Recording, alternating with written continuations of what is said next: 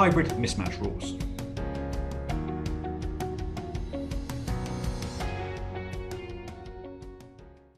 Hello, my name is Malcolm Greenbaum, and I'm here just to introduce to you the hybrid mismatch rules course that I'll be delivering for Redcliffe training. The course is a one-day course, but it's divided into two half-day sessions, so you can run it as a whole day or you can run it as two half days if you like. And really what I'm going to do over the next couple of minutes is just to introduce the course to you, its core concepts and its objectives. Now, you may have heard of the hybrid mismatch rules being referred to by different phrases, just hybrid mismatches, anti-hybrid rules, OECD anti-hybrid rules. The rules I'm going to discuss with you were derived from OECD principles, but have been brought down into UK legislation. So what I plan to do over the duration of the course is to make sure you understand the different types of mismatch that can arise. There are lots and lots of different types of mismatches, and they all have different sections, different parts of the legislation devoted to them. And it's really important that you get the right type of mismatch, because each of them has different conditions for the rules to apply. Although there are some common conditions, there are exceptions, there are different rules in different situations. So what I plan to do is to take you through, first of all, just an introduction to the way the legislation is structured. It's in Part 6A of TIOPA 2010. I'll introduce you to some examples of potential mismatches and discuss why they may be or may not be mismatches. We'll look at the two different types, main different types of mismatch, which are known as deduction non-inclusion mismatches, where one entity makes the deduction in one jurisdiction, but that doesn't give rise to equivalent income in the other jurisdiction. And then we'll look at double deduction mismatches, where the entity is able to claim a deduction in one jurisdiction for a certain item. Now that may be some sort of third-party expense, and then there's a further deduction because the expenses of that entity are also deductible in another country.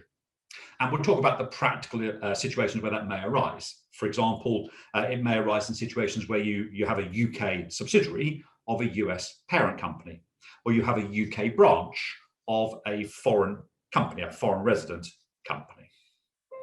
We'll go on to talk about how there are responses to those mismatch rules, both primary and secondary responses. So primarily we try to disallow payments in the paying entity, but if that country doesn't operate hybrid mismatch rules, there is the opportunity to then take action in the other jurisdiction instead.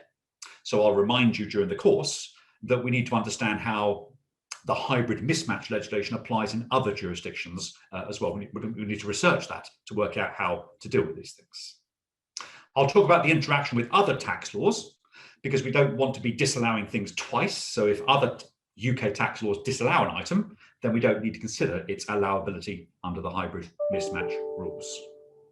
We'll talk about key terms and definitions that are used in the legislation. And then we'll move on to the different sections of Part 6A TIOPA, the legislation itself. So looking at things like financial instrument mismatches, hybrid entities, what they are and how they might create mismatches, with some practical examples as well, including a discussion about the impact of what are called check-the-box elections in the United States. We'll talk about situations where certain entities are exempted from the hybrid mismatch rules, including certain investment funds.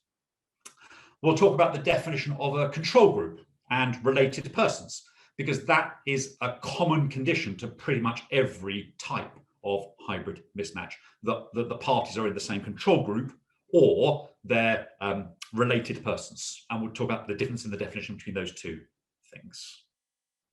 We'll talk about hybrid transfers. Things like repo transactions can give rise to hybrid mismatch rules if you work in the financial services industry. So we'll look at that in more detail. And then we'll focus in on other types of deduction non-inclusion mismatches, like hybrid payer and hybrid payee mismatches, before moving on to hybrid entity double deduction mismatches, which is usually around third-party expenses incurred by some sort of branch of a multinational entity or a foreign resident company. Within that, we're going to have to discuss things like dual inclusion income, because if expenses are being deducted twice, but there is income of the branch that's being taxed twice, once in the UK and once abroad, then that needs to be catered for fairly.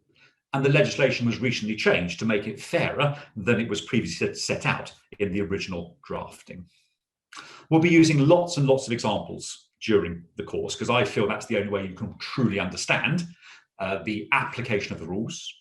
And it'll hopefully enable you to spot where there are potential mismatch issues in the work that you do. There'll also be a couple of real-life case studies, which I'll be using. That is consultancy work that's been sent to me, which I've dealt with and provided advice for. So I'll ask you to have a look at that, prompt you with a few ideas, and then see whether you can arrive at the right conclusion as well. So that's broadly how the session is going to work. If you want any more information about that, then feel free to contact Redcliffe Training, and they'll be delighted to provide you with it. Thank you very much for listening.